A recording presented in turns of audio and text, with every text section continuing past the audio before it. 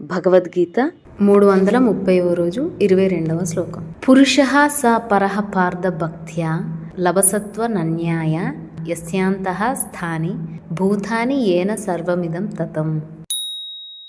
పురుషః స పరః పార్థ భక్త్యా లభ్యః తు అనన్యాయ యః అంతః స్థాని భూతాని ఏన సర్వం ఇదం తతం.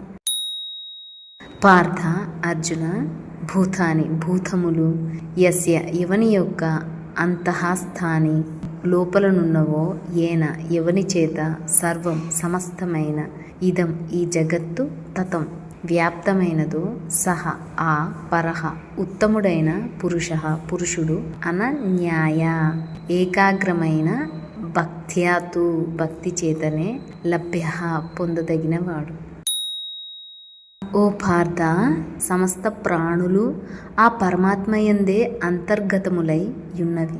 ఆ పరమాత్మ చేతనే ఈ జగత్తంతయు వ్యాప్తమై ఉన్నది.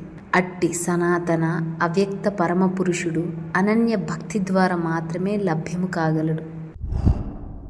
ఓ Partha, that supreme personality of Godhead, within whom all beings reside and by whom this entire universe is pervaded, can be attained only through unswerving, undivided devotion.